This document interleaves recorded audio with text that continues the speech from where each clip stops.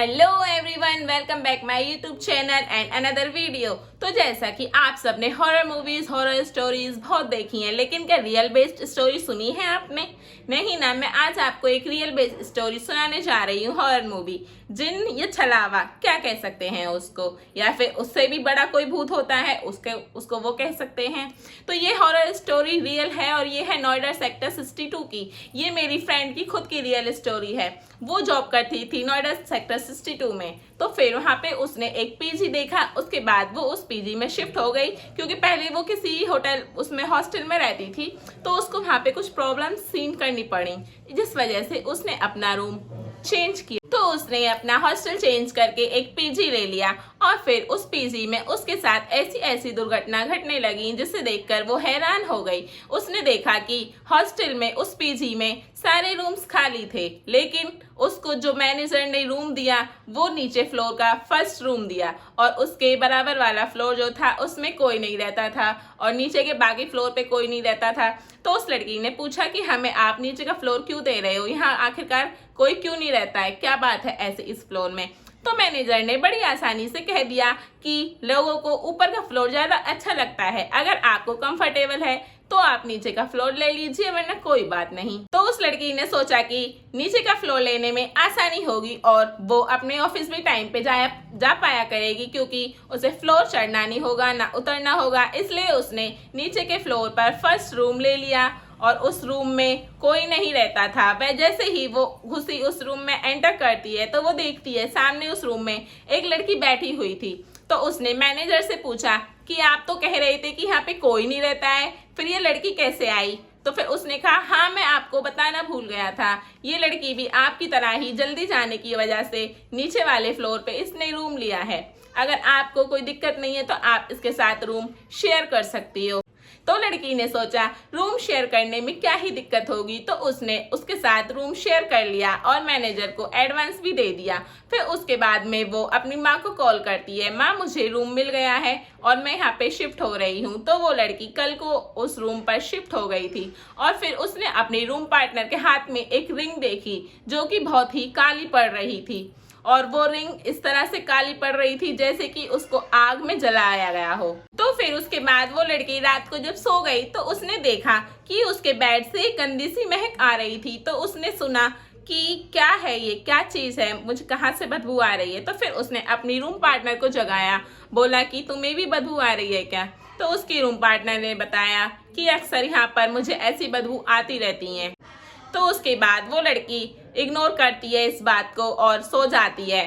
फिर next day वो देखती है कि उसके साथ वही सब फिर हो रहा था। वो रात के 3 बजे देखती है कि फिर अचानक से वो बदबू आने लगती है। तो वो अपनी रूम पार्टनर को जगाती है और कहती है कि यह बदबू देखना मुझे फिर आ रही है, जैसे कोई आग में कोयला जल रहा हो और जैसे बहुत ही नाले की जैसी बदबू हो, जैसा कि मतलब बहुत गंदी बदबू। तो इस तरह से बदबू वहाँ पे आ रही थी। तो वो अपनी रूम पार्टनर को कहती है, तो उसकी रूम पार्टनर कहती है मैं भी पिछले 1 महीने से यह बदबू से गुजर रही हूँ, लेकिन मैं क्या करूँ, मेरी मजबूरी है, मुझे जल्दी ऑफिस जाना होता है, तो मैंने इस वजह से यहाँ पे रूम लिया हुआ है। तो फिर वो उसके बाद में सोचती है कि शायद बाहर से नाले की बदबू आ रही हो, तो वो सो जाती है। फिर वो लड़की अचानक से अगले दिन कुछ ऐसा देखती है जिसे देखकर उसकी आंखें चौंक जाती हैं। वो देखती है कि उसके हाथ की रिंग एकदम काली पड़ती जाती है। वो कहती है आप अपनी रिंग दिखाना। तो वो उस लड़की की जब रिंग देखती है तो वो देखती है कि उस लड़की की रिंग बिल्कुल नई हो गई, जैसे कि आज ही खरीद के लाए हो, और उसकी रिंग वैसी हो गई जैसी उस लड़की की रिंग थी, यानी कि उस लड़की की रिंग एकदम काली पड़ चुकी थी। और उस लड़की ने फर्स्ट बेड लिया हुआ था। तो वो सोचती है मेरी रिंग क्यों काली पड़ गई। फिर वो अपनी अम्मी को कॉल करती है। तो उसकी अम्मी कहती हैं बेटा हो सकता है वहाँ का पानी चेंज हो, इस वजह से तेरी अंगूठी काली पड़ गई है। तो वो लड़की सोचती है कि शायद अम्मी ठीक कह रही हैं, मेरी अंगूठी पानी की वजह से ही काली पड़ गई है। लेकिन उसके दिमाग में ये बात भी घूमती है कि यदि मेरी अंगूठी पानी की वजह से काली पड़ी है तो इस लड़की की अंगूठी साफ कैसे हो गई मेरे आने के बाद, जबकि इसकी अंगूठी पिछले कई महीनों से काली हो गई थी।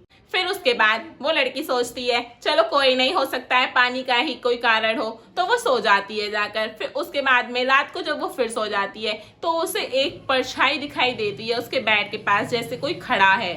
हाँ हकीकत में ऐसे जैसे कोई खड़ा है। आपको कभी महसूस हुआ है कि जैसे कोई हमारे पीछे खड़ा हो या कोई हमारे आगे पीछे घूम रहा हो या कोई हमें दूर से देख रहा हो, तो उस लड़की को ऐसा महसूस होने लगता है। तो वो उसकी आंख खोलती है और वो पीछे देखती है तो कोई नहीं होता है, फिर वो बेड के नीचे देखती है तो भी कोई नहीं होता है, वो देखती है कि उसकी रूम पार्टनर है नहीं रूम में, तो वो देखती है कि मेरी रूम पार्टनर कहाँ गई।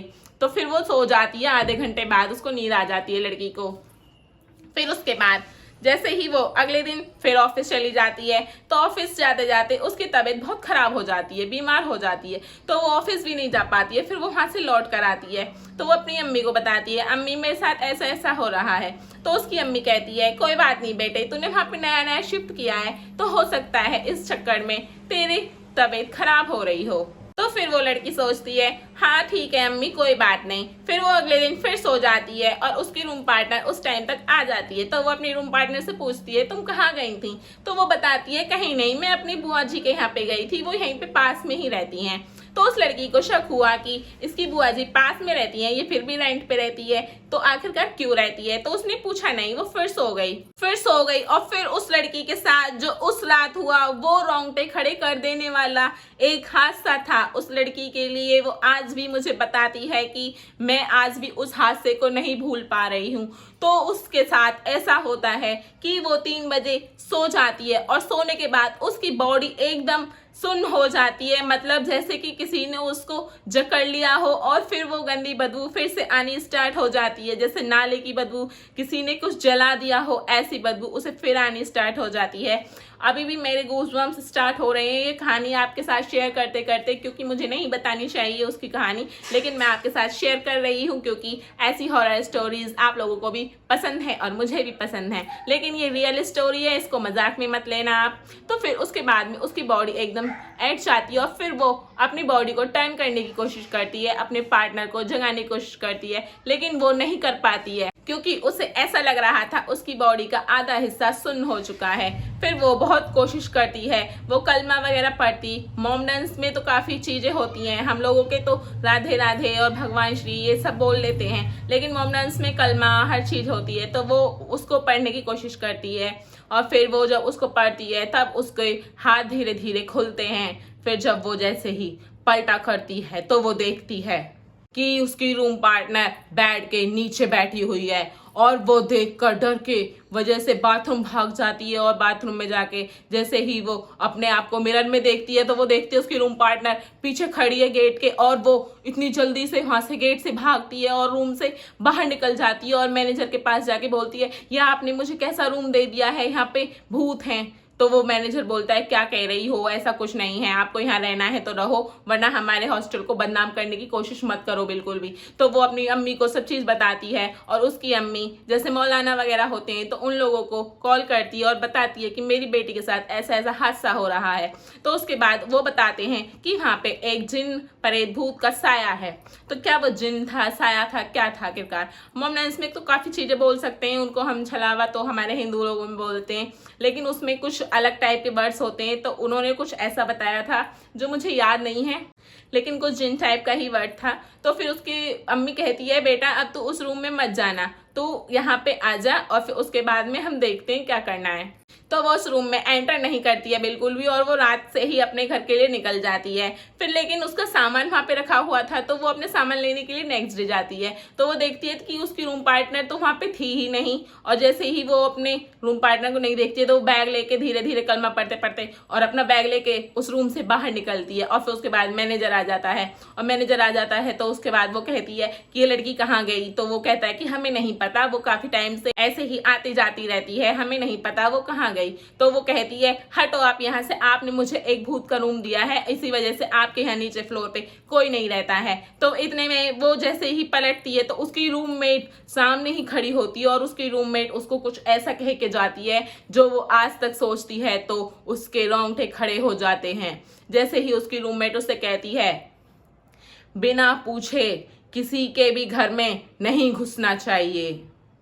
समझ सकते हैं आप, ये शब्द एक बिना पूछे किसी के भी घर में नहीं घुसना चाहिए, यानी कि वो लड़की ही भूत थी या फिर उसमें ही भूत थे, क्या थी कहानी। और वो लड़की इतना बोल के उसकी रूममेट आगे निकल जाती है और वो लड़की उसको पीछे मुड़ के नहीं देखती, यानी कि मेरी दोस्त उसे पीछे मुड़ के बिल्कुल नहीं देखती है। वो अपने घर आ जाती है और उसने अपनी ये कहानी मुझे बताई, अपनी अम्मी को बताई और सबके साथ शेयर की। ये बात है नोएडा सेक्टर 62 की। और आप सबको कैसी लगी ये horror story real based story? तो आप ऐसी ही स्टोरी सुनने के लिए मेरे चैनल को सब्सक्राइब करें।